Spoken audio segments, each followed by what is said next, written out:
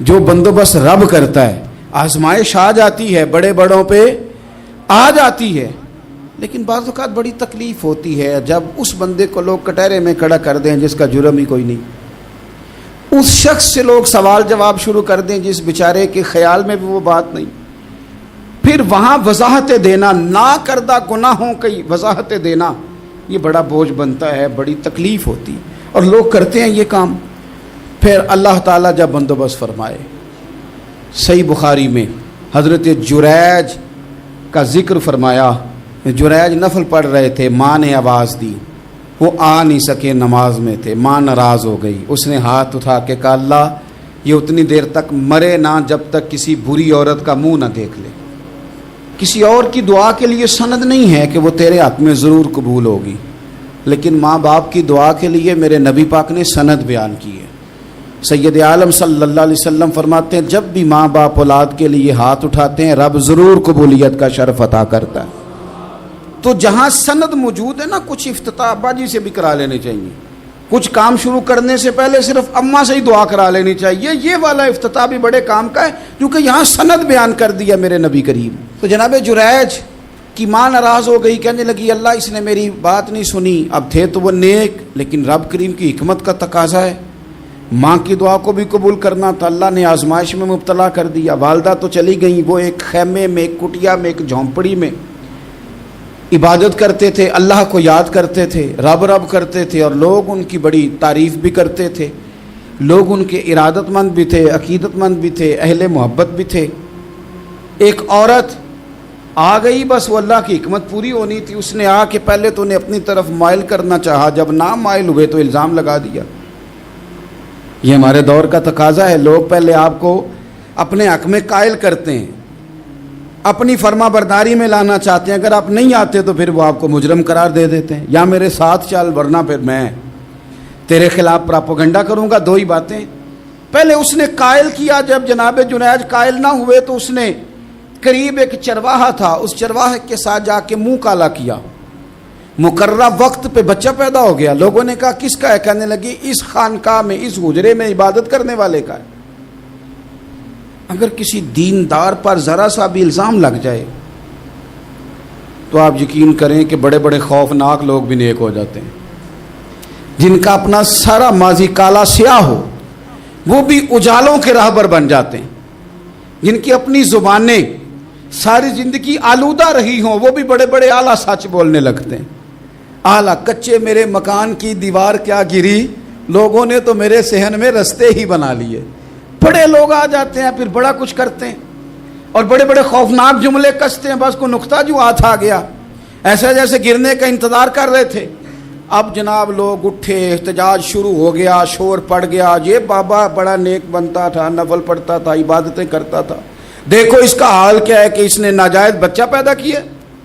بغیر تحقیق کے میں کہہ چکا ہوں کہ الجھے الجھے بکھرے بکھرے روز و شب دیکھے گا کون, لوگ تیرا جرم دیکھیں گے, سبب دیکھے گا کون. لوگ تیرا جرم دیکھیں گے, سبب کوئی غور نہیں کرتا کہ وجہ کیا تھی. او بھائی کچھ تو مجبوریاں رہی ہوں گی, یوں ہی کوئی بے وفا نہیں ہوتا.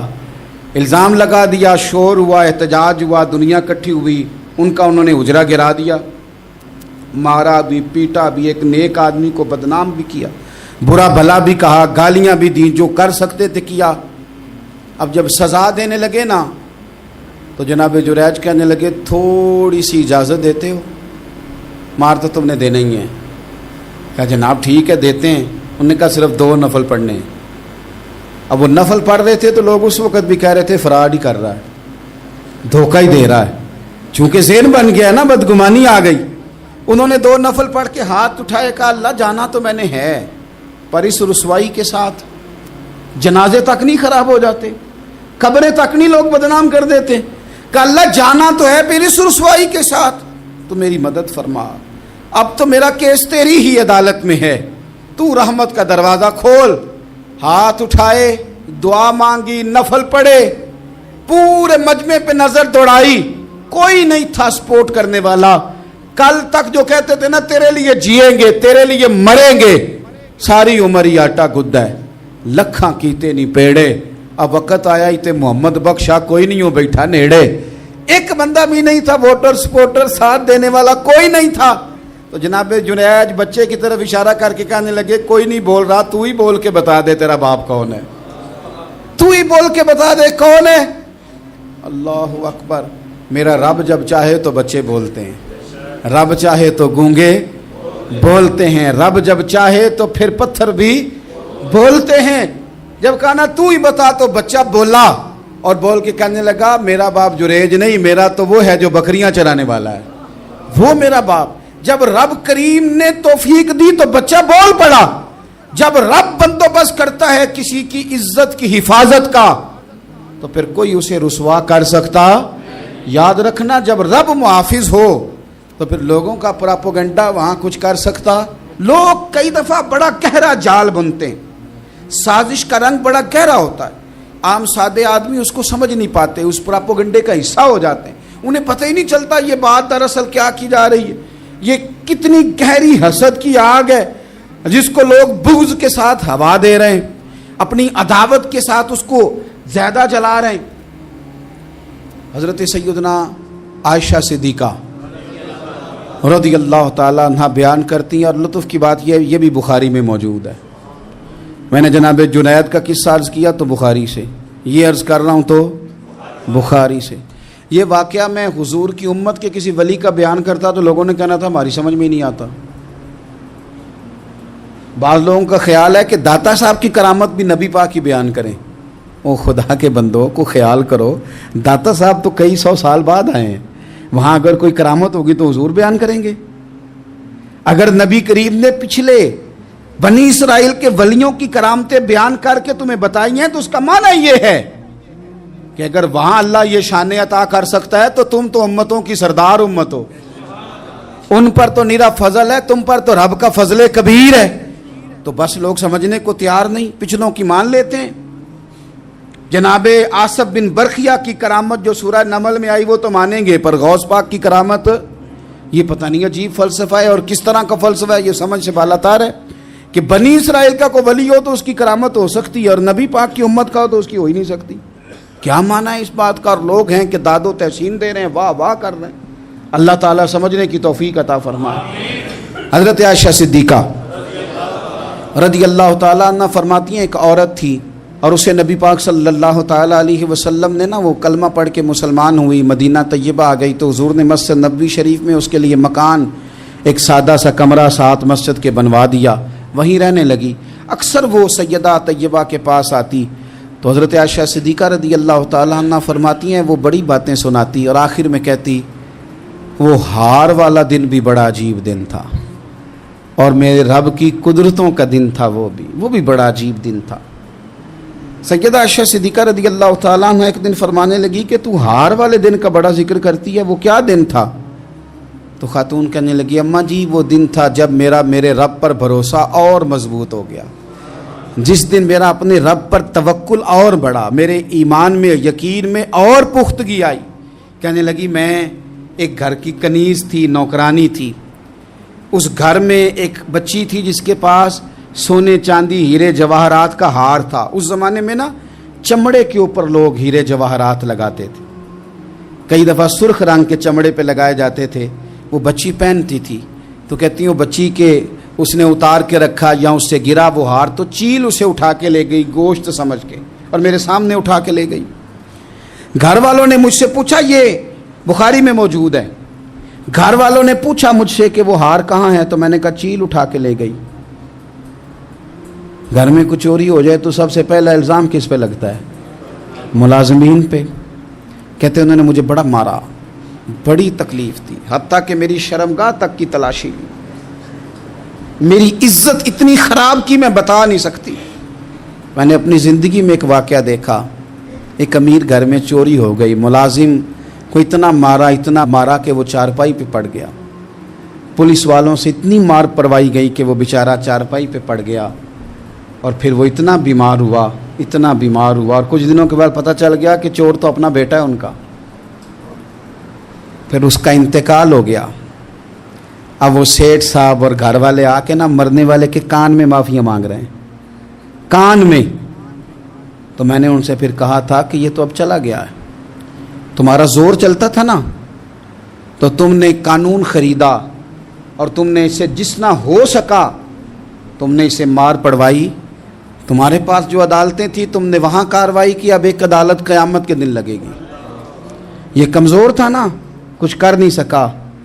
میرے نبی پاک صلی اللہ علیہ وسلم نے فرمایا سن لو، اگر سینگ والی بکری نے بغیر سینگ والی بکری کو تکلیف دی ہوگی نا تو قیامت کے دن اسے بھی بدلہ دینا پڑے گا کہ تیرے پاس سینگ تھے اور تو نے اسے مارا تھا۔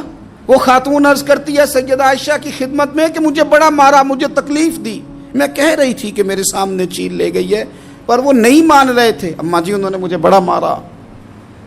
حضرت عائشہ صدیقہ کہتی ہیں پھر کیا ہوا؟ کہنے لگی اماں جی جب کوئی میرا مددگار نہ رہا، مجھے تکلیف دے رہے تھے، رسوا کر رہے تھے، تو میں نے اپنے رب سے مدد چاہی، میرے رب کی طرف میں نے توجہ کی، میں نے کہا مالک اب تو ہی میرا مددگار ہے۔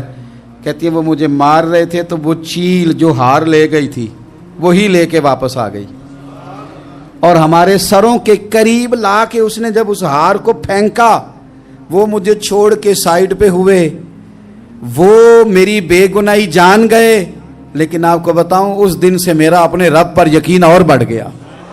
مجھے سمجھ آ گئی کہ جب انسان پورا ٹوٹ جاتا ہے اور جب کوئی چاروں جانب اس کا مددگار نہیں ہوتا تو رب تو ہوتا ہے نا، اللہ تو اس کا مددگار ہوتا ہے نا، وہ تو پھر اپنے اس بندے کی مدد کرتا ہے نا، پھر وہ تو توانائی دیتا ہے نا، وہ تنہا نہیں چھوڑتا، وہ تو آنسوؤں والوں کے آنسوؤں پہ بڑا کرم فرماتا ہے، وہ تو قسم پرسی میں آ جاتا ہے، اس کی رحمت بڑھ کے استقبال کر لیتی۔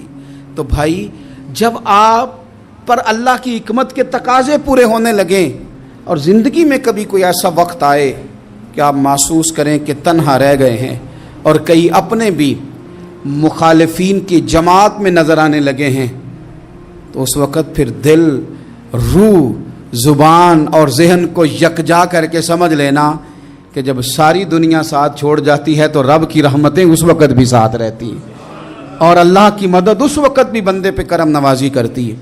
ایک اور حدیث سنیں، لطف کی بات یہ ہے یہ بھی بخاری میں ہے، یہ بھی واقعہ بخاری میں ہے۔ اللہ اکبر۔ ایک شخص نے نا ایک بندے سے قرض مانگا، اس نے کہا مجھے قرضہ دو۔ وہ کہنے لگا کہ کتنا قرضہ؟ اس نے کہا 1000 دینار۔ دینار سونے کا ہوتا تھا، درہم چاندی کا ہوتا تھا۔ 1000 دینار چاہیے۔ اس نے کہا کوئی گواہ ہے تیرے پاس؟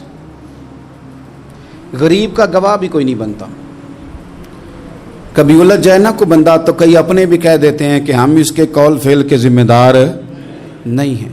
ایک غریب آدمی کو قرض کی ضرورت پڑ گئی، 1000 دینار چاہیے۔ میں کہہ چکا ہوں کہ درہم چاندی کا ہوتا تھا، دینار سونے کا، اب 1000 دینار لینا ہے۔ تو جس بندے سے اس نے کہا، اگرچہ وہ نیک بندہ تھا، اس نے کہا یار 1000 دینار دے دو، تو کہنے لگا کوئی گواہ ہے تیرے پاس؟ وہ کہنے لگا غریبوں کا گواہ کون ہوتا ہے؟ ہاں ایک گواہ ہے۔ کہا کون؟ کہا میرا رب، وہ تیرے اور میرے بیچ گواہ ہے۔ اس نے کہا کوئی کفیل، اگر تو پیسے نہ دے سکے تو وہ بعد میں دے دے، یا تجھے کچھ ہو جائے تو وہ دے دے۔ اس نے کہا کفیل بھی میرا اللہ ہی ہے، میرے پاس اگر ہے تو رب کریم کا نام ہے، اگر اعتماد کر سکتا ہے تو کر لے۔ بندہ نیک تھا، اس نے کہا رب کے نام پہ، رب کی کفالت پہ، اللہ کو گواہ بنا کے میں تیار ہوں تجھے 1000 دینے کو۔ اس نے 1000 دینار دے دیا، وقت واپسی کا طے ہو گیا، وہ چلا گیا پیسے لے کے۔ اس نے پوری محنت کی کہ میں نے وقت پہ پیسے لوٹانے، پوری محنت بھی کر لی، اللہ نے مدد بھی کر دی، پیسے بھی اس تاریخ کو اسے مل گئے۔ بعض لوگوں کا تو لوٹانے کا دل ہی نہیں نہ ہوتا۔ فرمایا حدیث پاک میں کہ تو لوٹانے کا ارادہ کر، رب تیری مدد بھی فرمائے گا۔ لیکن یہاں بہت سارے لوگ کہتے ہیں خیر ہے، ارادہ ہی نہیں، تو پھر جس طرح کا بندے کا گمان ہو رب بھی اسی طرح کا معاملہ فرماتا ہے۔ اس نے پیسے جمع بھی کر لیے اور واپس دینے کو تیار بھی ہو گیا، لیکن رستہ بحری جہاز کا تھا، کشتی کا تھا، دریا کے رستے واپس آنا تھا۔ اب وہ جب آ گیا دریا کے کنارے تو بڑی کوشش کی، پر وہاں اسے کوئی کشتی نہیں ملی۔ وقت پہ پیسے لوٹانے ہیں، سفر کرنا ہے، اب سواری میسر نہیں ہے۔ سوچ سوچ کے پریشان تھا کہ میں نے تو اللہ کے نام پہ لیے۔ اچانک دل میں ایک تجویز آئی، اس نے ایک لکڑی لی، لکڑی کو اندر سے کھولا، 1000 دینار اس میں بھرا۔ بخاری پڑھ رہا ہوں۔ اور ساتھ ایک خط بھی لکھا کہ یار میں پیسے پہنچانا چاہتا تھا پر مجھے کوئی چیز نہیں ملی دریا کے اس پار آنے، اللہ کے نام پر تیری طرف روانہ کر رہا ہوں۔ اور یہ کہہ کہ وہ لکڑی دریا میں رکھ دی، وہ لکڑی ڈوب گئی ہے، واپس آ گیا۔ وہ جس نے پیسے لینے تھے وہ عین مقررہ وقت پر دریا کنارے آیا، صبح سے سر شام تک اس نے انتظار کیا۔ دل ڈھلنے لگا تو دل میں خیال آ گیا کہ یار نہیں، اس نے دینے ہی نہیں، جھوٹا وعدہ کر گیا، پہنچا ہی نہیں وقت پہ۔ اب جب واپس لوٹنے لگا تو اچانک دریا میں ایک لکڑی تیرتی ہوئی دکھائی دی، کہنے لگا لے جاتا ہوں، شام کو روٹیاں پکانے کے کام آئے گی، ایندھن بنا کے جلا لوں گا، ہنڈیا پک جائے گی۔ لکڑی اٹھا کے جلانے کے لیے گھر لایا، گمان تھا کہ وہ نہیں آیا وعدہ کر کے، اللہ کو کفیل اور وکیل بنا کے اور گواہ بنا کے پھر بھی نہیں آیا۔ لکڑی لے کے گھر گیا، بخاری ہے، اور جب اس کو چیرا نہ کہ میں اس کی آگ جلاؤں گا، کھولا تو اندر سے 1000 دینار بھی نکل آیا، خط بھی نکل آیا۔ اب ذرا سمجھنا، اس کے دل میں بات کس نے ڈالی کہ تو لکڑی میں پیسے ڈال دے؟ اللہ نے۔ اس بندے کو مقررہ وقت پہ کنارے بھیجا کس نے؟ لکڑی صرف اسی کے ہاتھ آئی تو یہ بندوبست کیا کس نے؟ اللہ نے۔ گھر جا کے چیری تو پیسے بحفاظت اس تک پہنچائے کس نے؟ تو پھر ہمیں بھی توجہ اللہ کی جانب ہی کرنی چاہیے، ہمارے پہ دل کی توجہ رب کی طرف ہی ہونی چاہیے نا، ہمیں ادھر ادھر جانے کی، دیکھنے کی، بندوں پر غور کرنے کی ضرورت کیا ہے؟ وہ پیسے پہنچ گئے، یہ وہاں اپنی جگہ پہ پریشان تھا، اس نے 1000 دینار اور جمع کیا۔ پھر دوبارہ ایک دن دریا کنارے آیا، کشتی مل گئی، بیٹھ کے اپنے اس بھائی کے پاس آیا، کہنے لگا دیکھنا مجھ پر بدگمان نہ ہونا، پیسے اس تاریخ کو بھی جمع کر لیے تھے، دریا پہ آیا تھا پر کشتی نہیں ملی تھی، پھر میں نے نا لکڑی میں ڈال کے خط ڈال کے تیری طرف بھیج بھی دیے تھے، لیکن آج میں پھر لے کے آ گیا ہوں۔ وہ کہنے لگا خوش ہو جا، جس رب کو تو نے میرا اور اپنا گواہ بنایا تھا اس رب نے میرے تک پہنچا بھی دیے ہیں۔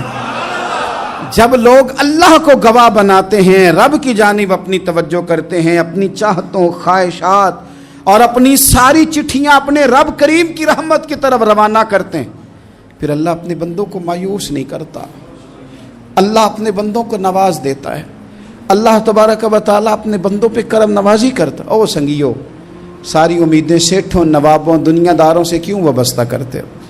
ساری توجہات کا مرکز کیوں ان لوگوں کو بناتے ہو جو تمہیں دنیا میں مضبوط نظر آتے ہیں؟ اپنی توجہات کا مرکز اپنے خدا کو بنائیے، اپنے مالک کی جانب اپنی ساری خواہشات کا رخ پھیر دیجئے، اپنی توجہات اپنے رب کی جانب کر لیجئے، وہ اپنے بندوں پہ بڑی کرم نوازی فرماتا ہے، وہ عزتوں کا بھی محافظ ہے، وہ پریشانیوں میں کرم نوازیاں فرمانے والا ہے، وہ ساتھ دینے والا ہے، وہ اس کی رحمت قریب آ کے بندے کو سہارا دیتی ہے، وہ اپنے فضل سے اپنے بندوں کی ہر مشکل میں دستگیری فرماتا ہے۔ اسیاں سے کبھی ہم نے کنارہ نہ کیا، اور تو نے بھی تو دل آزردہ ہمارا نہ کیا، ہم نے تو جہنم کی بہت کی تدبیر، پر مولا تیری رحمت نے گوارا نہ کیا۔ عدل کریں تے تھر تھر کمبن، اچیاں شانہ والے، تجھے تو فضل کریں تے بخشے جاون، میرے جے منہ کالے۔